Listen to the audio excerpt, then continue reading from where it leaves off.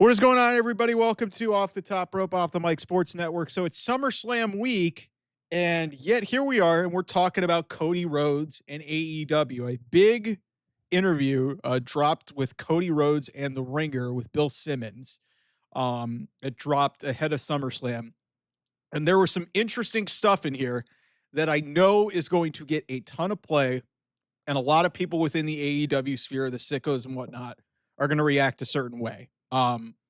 And we'll see if, AEW reacts a certain way within their product in regards to this, because we know that they're very sensitive as well. So Cody Rhodes to The Ringer said the following, quote, "In the end, the way I kind of see it is if I felt disrespected ever at WWE, that's one thing.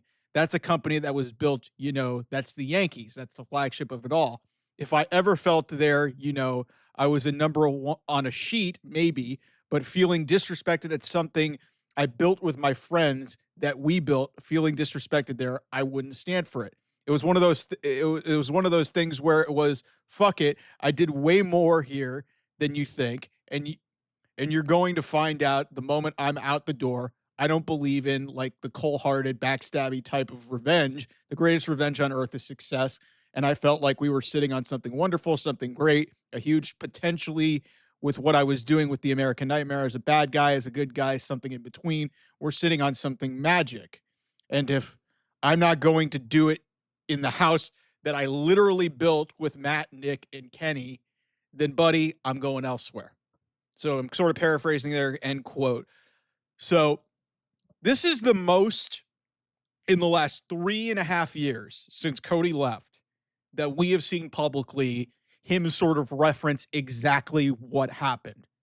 Like, we still don't know exactly what the disrespect is that he's talking about here, but something clearly happened, and it's clearly pointing the finger right at Tony Khan.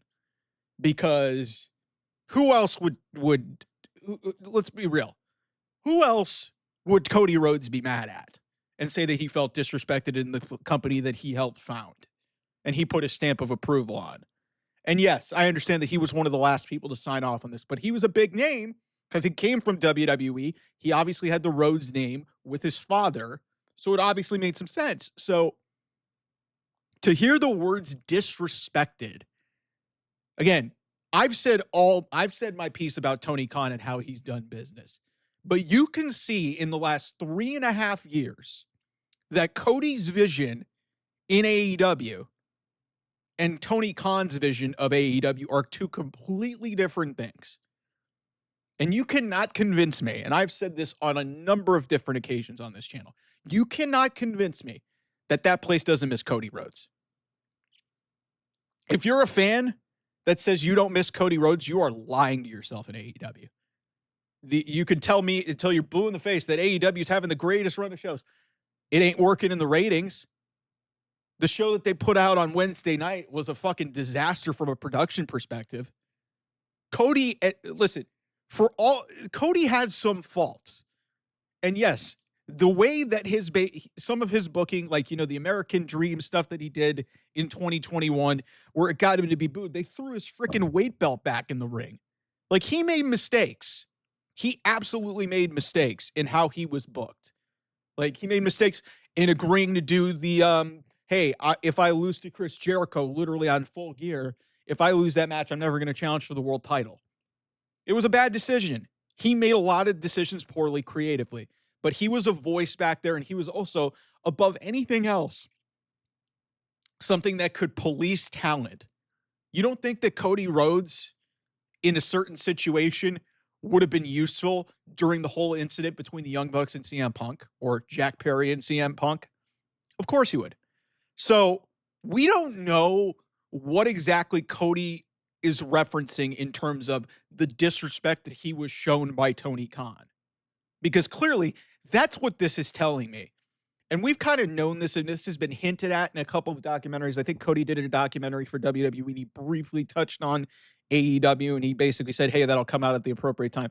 He has not spoken extensively publicly about AEW really since he got to WWE, because why does he have to? But he was asked a question. Bill Simmons is a type of, podcaster who's going to ask a tough question. Cody, being the Like, he's got great perspective, Cody. And Cody's always been able to talk about, like, and be an open book about things. So he answered the question. And naturally, what the reaction is going to come out of this is that AEW fans are just going to be saying, Cody's taking the headlines from us. SummerSlam week, I've already seen a couple people say, hey, it's been a great summer and Cody's just trying to ruin it. Cody was asked a question. He answered it in a certain way. This was more open than, like I said, he has been in 3.5 years since leaving AEW. Since he left AEW in January, February of 2022, he has not been this forthright with his perspective about AEW and how it ended there. But like I said, I look at keywords and I pay attention to key phrases. And he's talking about disrespected. He said disrespected a number of different times. He made a point. If I'm not going to do something in the house that I literally built with Matt, Nick, Kenny, then I'm going to leave. So, and remember, he was not for an extended period of time. I think it was I forgot what the report was, but it was late 2021 into early 2022. This guy was the TNT champion and was working without a contract. Okay. He was in midst contract negotiations while this was going on. So what I'm curious to see in the coming years, because let's be real, this is going to just trickle out as much as we can. And who knows if there's NDAs or stuff that, that prevents some of this information from getting out there. The bottom line is, the more that gets out, the worse it is for AEW. Because it's clear as day that there's a couple correlations with the downfall of AEW. And it really started in 2022 when Cody Rhodes and Brandy Rhodes walked out the door. And I know some people are going to say, well, Cody and Brandy didn't book themselves very well. They screwed themselves. I was like, okay, well, at the same time, you have a boss in Tony Khan who's not saying no to anybody, and he's having these people book.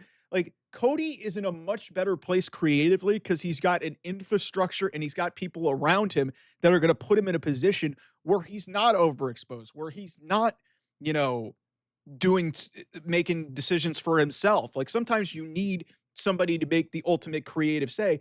And Tony Khan is not that person. He doesn't have the experience, or he's a mark. Triple H actually wrestled, okay?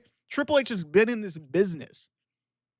And say what you will about him in terms of what he does in or out of the wrestling ring, he has always been trying to, build characters and build stories.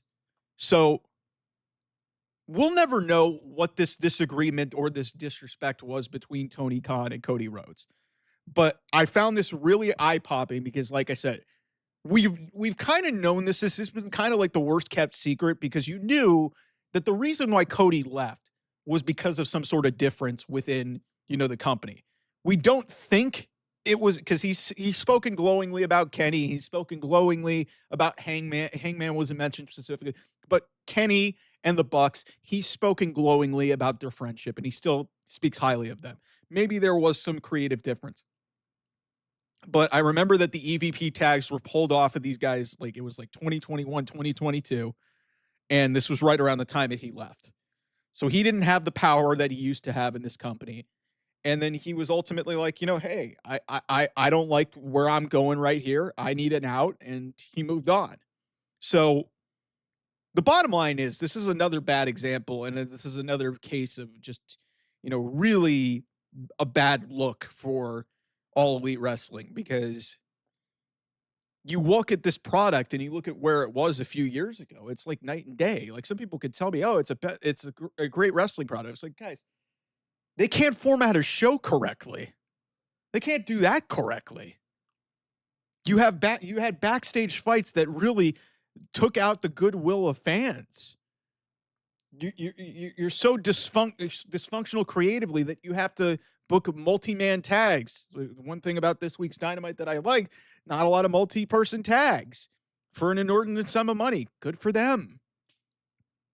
But Cody Rhodes speaking this publicly about his time in AEW, and all you sickos who are mad about what he said. He was asked a question. He answered it in about the best way he could to walk and toe the line.